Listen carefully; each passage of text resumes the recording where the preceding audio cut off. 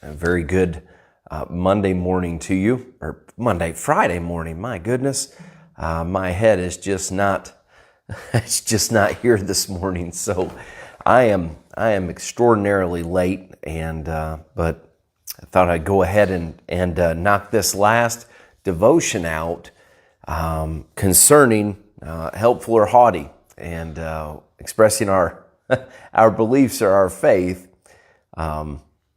without arrogance. And it seems to be a problem today inside of the church, inside of the realm of Christianity. And there seems to be growing divisions and factions and all of those things. And everybody wants to be right, and everybody wants to be the only right person, so on and so forth. And so we've been looking at that this week and how we disassemble that from 1 Corinthians 13. And as Paul was writing to the church at Corinth, he was encouraging them in this chapter that, hey, you could have a lot of gifts, you could have a lot to offer, bring into an offering plate, you could give of yourself. And I'll just summarize it for you. And he says by the end of the chapter, he says, but if you're not willing to put love into action, he said, then you're nothing, and you have nothing, you've given nothing. And so we've lost this, and then there are those extremists that have went over into the other ditch, and they don't have anything to do with Christianity other than in name. And I say that I want to clarify this really quick, that from the book of Genesis all the way to the book of Revelation, we find God's people being called out. That means they're to come out from everybody else and assemble themselves together. And now we know we can't do that every day of the week, but we can do that at least one day of the week. And part of the principle in doing that is that we're going to advance the gospel, and that we're going to pool our money together to be able to send the message of Jesus Christ on farther and farther. And the only way we can do that is if we are willing to come together, worship together, and give offerings, so on and so forth. And now I said that because I want to highlight today that there are people that fall underneath the umbrella of Christianity that they don't meet.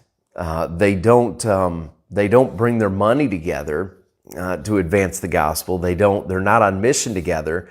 They just call themselves Christians, and they say, well, we just love everybody, and that's what we're supposed to do. Well, love is action. You got to put it into action. And that action, I am not a salesman. I don't like salesman pitches. And as a pastor, I'm very careful on how I promote things and I talk about things. But you can't put love into action. Action takes dollars, unfortunately. If we're going to send help or relief to anybody, then that takes dollars. Just as help and relief has come into Crusoe, into East Fork Baptist Church to help rebuild the church, that took dollars, that took people giving, that took people doing. It took people up here shoveling mud and tearing decks and building things and painting things. And so you understand this. So the actions have to be there. This week, I didn't try to tear down the actions. I tried to tear down our attitude behind the actions, and I'm going to finish that this morning. And so as we look through the rest of this chapter, I don't have time to expound the whole thing, but we understand that charity, it suffers long and it envies not, that love, it suffers, it's long-suffering, it doesn't envy, it vaunteth not itself, it's not puffed up. And then he goes on and he says it doesn't behave itself unseemingly. Now, my goodness, if we say that Jesus is love and that we're to emulate Jesus, then Christians shouldn't be behaving themselves unseemingly. And then he goes on, and as he's writing, and he says, seeks not her own, and is not easily provoked, thinketh no evil, rejoices in truth, bears all things, believes all things, never fails. Now, I summarized a lot of 1 Corinthians 13, but for the sake of your attention and time this morning, I want to make this point clear, is that if we want to express our beliefs and our faith to a lost and dying world around us, then we're going to have to do it with consistency. And we're going to have to do it in a capacity that they would understand. Now, he said, listen, you've got to realize that you're not going to envy. You're not going to puff yourself up. You're not going to behave yourself unseemingly, and you're not easily provoked.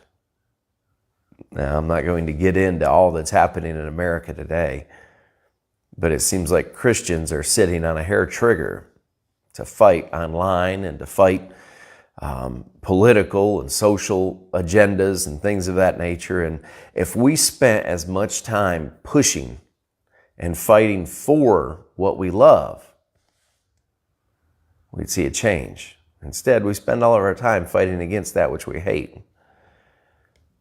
Now, there's a time to stand strong, and I believe in America, there's a time that we need to stand strong today, to stand strong on the side of love and care.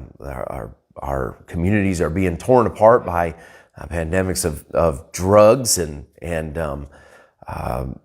we have whole generations growing up without godly counsel, without parents. They're not teaching them how to be citizens, and we understand that these things are happening, and so it's time for the church to stand strong. But the standing strong is not on a campaign on Facebook. The standing strong is teaching children in our home to be adults that pour back into a Christian society. If we're going to stand strong, it would start in our homes, teaching our children about Jesus Christ and teaching them what is right, what is wrong.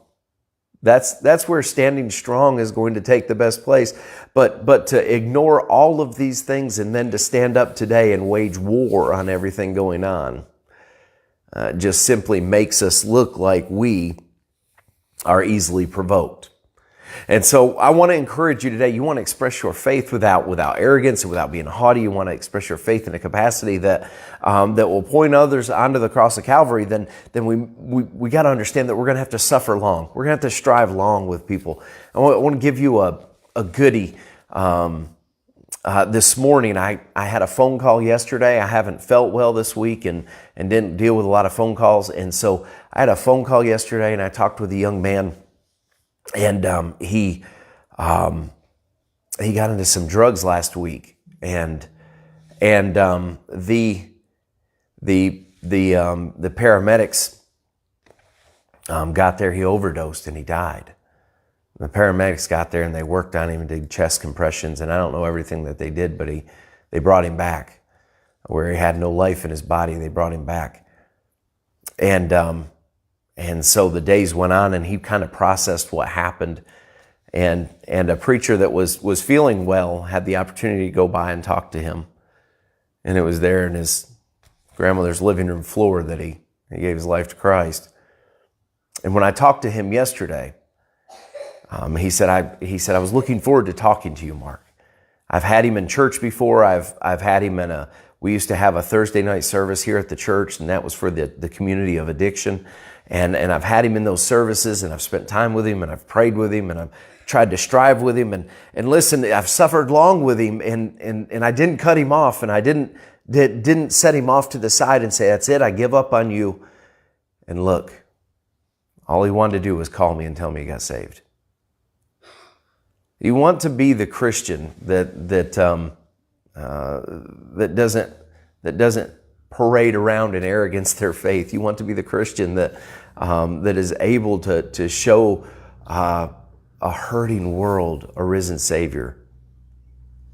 Then we're going to have to be long suffering, and we're not going to have to look after our own, but we're going to have to look after other people. And that's just saying on a daily basis we need to be more concerned with those around us than we are with trying to advance our own agenda. And so I'm not going to spend a lot of time on these, but as you read down through 1 Corinthians 13, you can go back and read it today.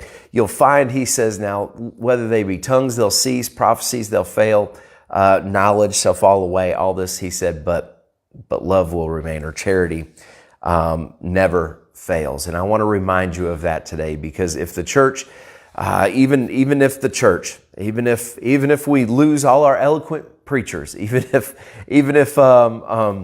we lose all of our ability to do missions, even if we come down to a place where the church is just meeting in living rooms again, and a bunch of unformally educated people are teaching the Bible, then what Paul said still stands true, that our love of the Lord will continue to propel us forward. And so let's be faithful. Listen, let's be faithful in our attendance and our giving. Let's be faithful in all of these things, but let's be more faithful in our love for Christ. And He's going to take care of the rest of these things, because it's out of our love for Christ that we even want to go to church, or we give, that we take part in things, that we stretch out into a lost and hurting world with the gospel. It's out of our love for Christ that we do any of these things. And so let's keep that first and foremost in our minds. And as a friend said in a Sunday sermon last Sunday, a friend of mine, he said, preach the gospel and don't be a jerk.